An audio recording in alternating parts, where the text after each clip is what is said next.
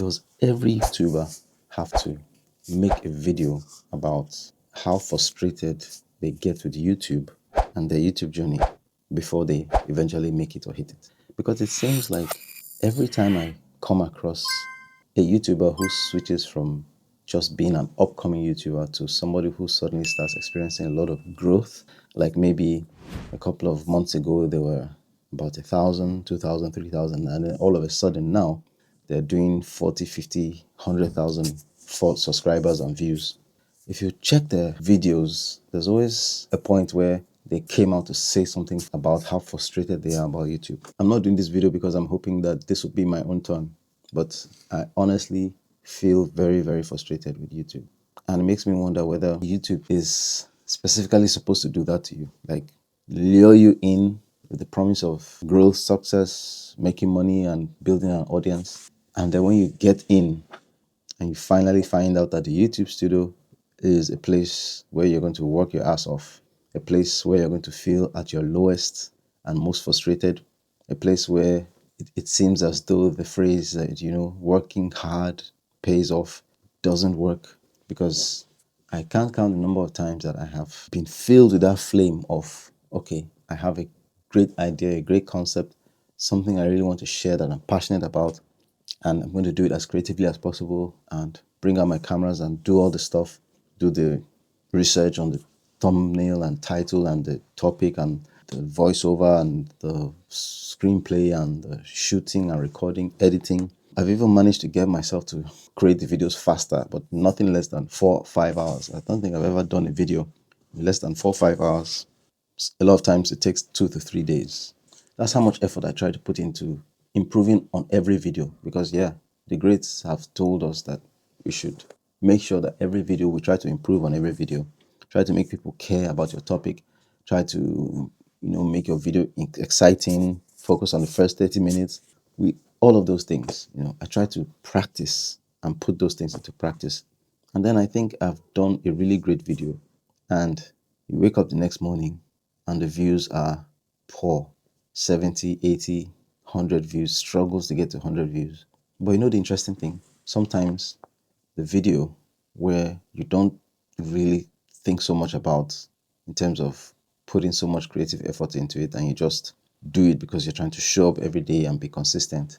The video where you just do it without expecting much, sometimes those are the videos that actually hit the numbers or do the numbers and draw people to your account.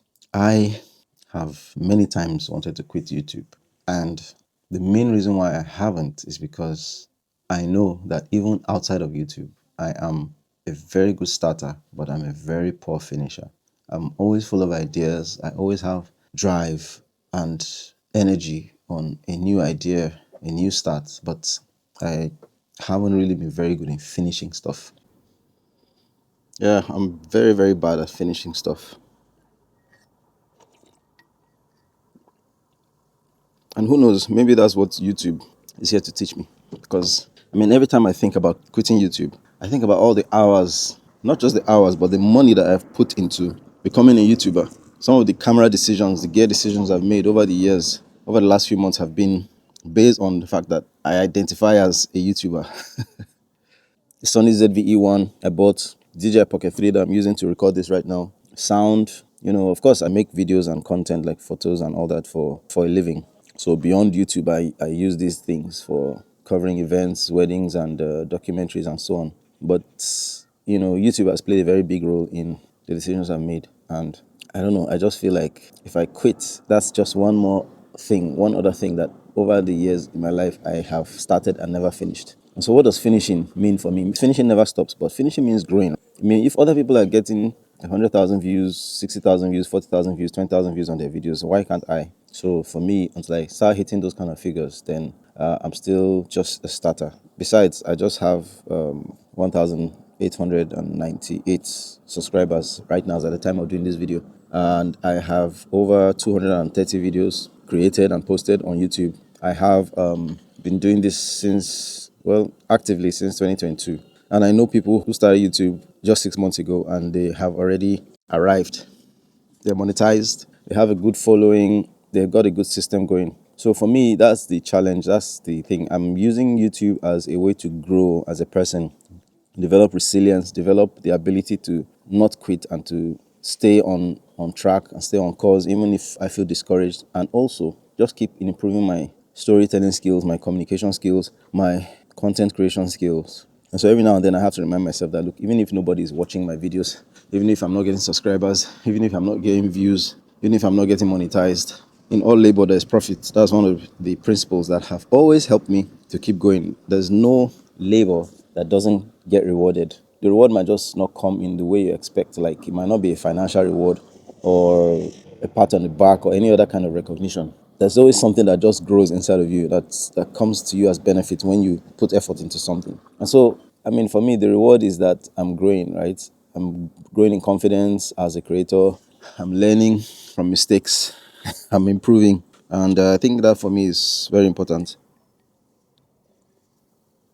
I'll tell you one thing. If you really want to test yourself, if you really want to test your resolve, your resilience, your ability to persevere, if you want to test just how gritty you are, how much grit you have, get on YouTube, start a YouTube channel, and you'll see just how low you can go sometimes when you look at the numbers, the analytics. So I guess it means finding other reasons to do the things you want to do, right? That's part of resilience. Finding other reasons. So if you started YouTube because you wanted to get monetized and get a good following, get a good audience, and that's not working out, then maybe another reason to keep going is because you keep improving as a content creator, as a video maker, as a storyteller, as a communicator. Another reason is that you basically just have a story to tell and get better in terms of ability to persevere. Well, that's just my rant for today. I hope this video resonates with somebody out there as usual. I saw a video recently that talked about the fact that subscriber counts are going to be less important as time goes on, and it's more about views. So I hope my videos get more views. I hope the people that view my videos don't swipe away. I hope they watch, and I hope I improve. I just want to improve. I want to be able to add value to somebody out there, right? So I want to strike a fine balance between me wanting to express myself artistically, that creative itch, the urge to just express, create content and push it out there, but also me wanting to make a difference and hoping that somebody watches my video and feels empowered, feels energized, feels encouraged. That's why I started this YouTube channel, really. It was a combination of two things, wanting to express myself, express my creative side, and also inspire somebody out there. So I'll keep going. I'm not going to quit. I'm going to keep working on myself, working on my YouTube channel, and creating content that I feel like will help. And in the coming videos, I'm going to talk more about content creation, basically storytelling. And I think it's important because I believe in the power of stories. And that's one of the reasons why I switched from practicing medicine to communication, because I believe that a lot of the world's problems can be solved if people learn how to communicate better. And one of the good ways to communicate is visually, with images. So whether video, photos, graphics, breaking complex things and making them simple. I feel like if I'm passionate about that and I come out on my YouTube channel and I create this kind of content, I think somebody out there, an aspiring creator or maybe an already established creator, may find some value in those videos. Because on this channel, I share like tips and tricks for becoming a better content creator. I share mindsets, strategies, and ideas around just being your best self. I basically share my story, because my story is that for many years I was just there, wasn't fully aware of my potential and the things I could do, things I wanted. But over the years, through study, learning, practice, and finding or getting into the world of photography and filmmaking, that was the space where I was able to finally discover myself. And I feel like if it happened for me, it could happen for somebody out there. And that's why I share all these videos, because I'm hoping that somebody out there too will be inspired to become a creator. Yeah, so that's it for this video. I'm going to be keeping my videos simple and straightforward right now because it's just discouraging when you put in so much effort and you're not seeing the results. So sometimes you feel like you need to do less. Maybe when you do less and keep it simple, you see more results. Who knows? That being said, the very next idea I have, I might just go all out and push myself creatively and do so much. Well, let's see how it goes. Thanks for watching. See you in the next video.